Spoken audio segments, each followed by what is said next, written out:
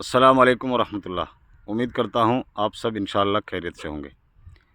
कोई कोई नुस्खा ऐसा होता है जिसको हम सुनते हैं लेकिन उसको अपनाते नहीं, आजमाते नहीं, और जब तक आप नुस्खे को आजमाएंगे नहीं तो आपको उसके बेनिफिट कैसे मिलेंगे।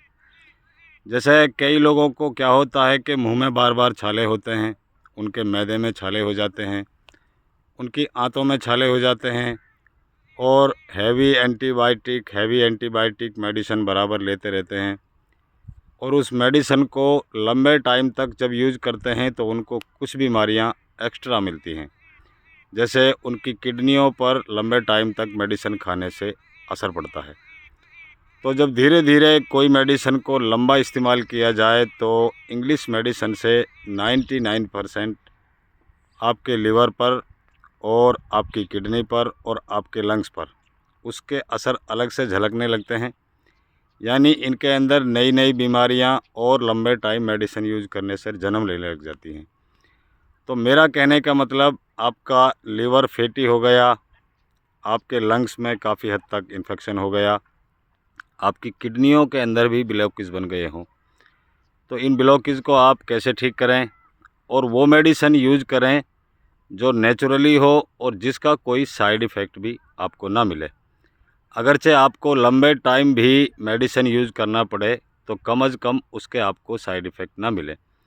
तो इसीलिए और ऐसी सोच को लेकर हम आप हज़रात की खिदमत में बार बार पेश होते हैं और आपके लिए नुस्खे ढूंढ ढूंढ कर, यानी एक एक नुस्खे को खोज खोज कर आपकी खिदमत में पेश करते हैं, ताकि आप लोग इन नुस्खों से फ़ायदा उठा सकें और अपने आप को बहुत सारी बीमारियों से, यानी बड़ी बड़ी बीमारियों से आप अपने आप को बचा सकें, अपने आप को तंदुरुस्त रख सकें और अपनी देखभाल को घर पर बैठकर नेचुरली चीज़ों से कर सकें, जिससे आप अपने काफ़ी हद तक पैसे को भी बचा सकते हैं।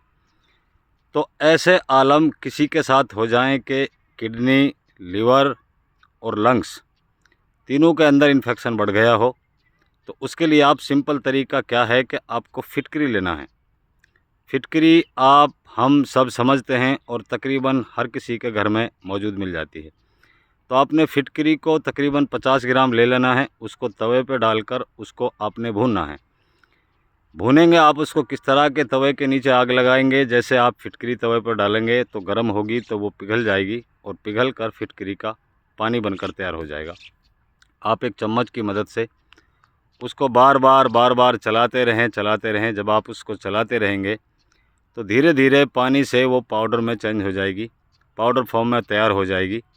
शर्त यह है कि आप उसको चलाते रहें, और जब उसका पानी बन जाए तो आप ऐसा सोच विचार ना करें कि इसका पानी बन गया क्या होगा। धीरे धीरे आप उसे चलाते रहेंगे तो वो पानी अपने आप पाउडर में तब्दील हो जाएगा और धीरे धीरे उसका पाउडर तैयार हो जाएगा।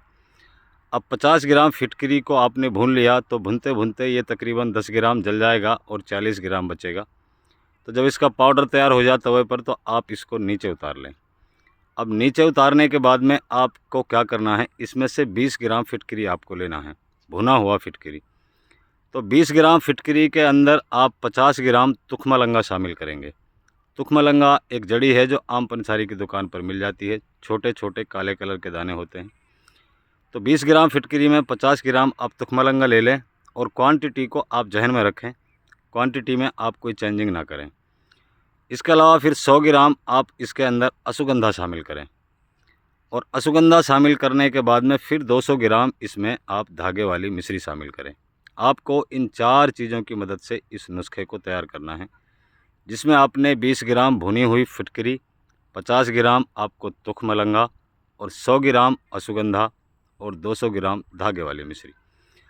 अब आपका पेट साफ नहीं होता हो, आंतों में अल्सर बन गए हों, आंतों में छाले किसी हद तक बन गए हों, और आपको यहाँ तक कि टीबी घोषित कर दिया हो, आपके लंग्स सिकुड़ गए हों, काफ़ी हद तक उनके अंदर कफ जम गया और सूख गया हो, लीवर आपका काफ़ी हद तक फैटी हो गया हो, इन चारों चीज़ों के नुस्खे को बना करके आप घर पर तैयार कर लें, एक कांच के बाटल में रख लें। अब आपने इसको सुबह शाम आधा आधा चम्मच इस्तेमाल करना है। आधा चम्मच इसका लें और ऊपर से 1 गिलास आप दूध पिएं। दूध पीते समय आप ऐसा ना सोचें कि इन्फेक्शन के अंदर।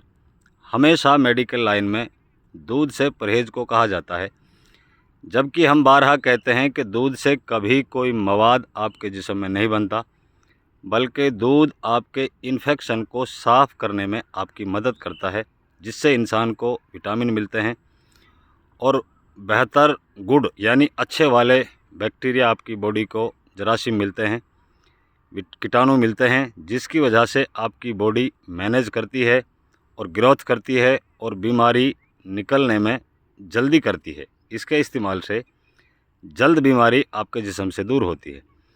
तो आधा चम्मच सुबह 1 गिलास गर्म दूध के साथ और आधा चम्मच शाम को 1 गिलास गर्म दूध के साथ खाने के 1 घंटा पहले या 1 घंटे बाद में आपने इस नुस्खे को इस्तेमाल करना है। इस नुस्खे को आप लगातार 25 से 30 दिन इस्तेमाल करें। इंशाअल्लाह किसी भी हद तक का इन्फेक्शन हो आपकी बॉडी से पूरे तरीके से दूर हो जाएगा। अब इन्फेक्शन के साथ साथ आपको और किन बीमारियों में इसका असर दिखेगा। अगर आपकी उम्र काफ़ी ज़्यादा है यानी 50 प्लस 60 प्लस हैं, तो आपको जो जॉइंट पेन बनता था वो इस नुस्खे की मदद से आपकी बॉडी से पूरे तरीके से जाता रहेगा। इसके अलावा आपकी बॉडी के अंदर विटामिनों की कमी पैदा हो गई, आपकी बूम के अंदर कैल्शियम कम हो गया है।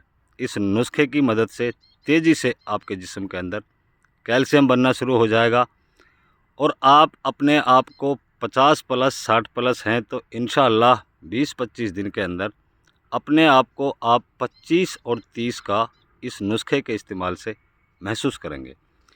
तो इस नुस्खे को आपसे गुजारिश है कि ज़रूर अपने घर पर बनाकर तैयार करें और इसको सिर्फ सुनने तक महदूद ना रखें, बल्कि इसको इस्तेमाल में लें और आप इसका ज़रूर ज़रूर फ़ायदा उठाएं, ताकि आप अपनी बीमारियों से निजात हासिल करें और आप अपने आप को तंदुरुस्त रखें, अपने लिए, अपने परिवार के लिए और लोगों की मदद के लिए। तो मैं उम्मीद करता हूं आप ज़रूर आजमाएंगे और ज़रूर इसका फ़ायदा उठाएंगे। आपकी दुआओं का तलबगार खाकसार देसी हकीम रशीद अहमद। अस्सलामु अलैकुम व रहमतुल्लाह।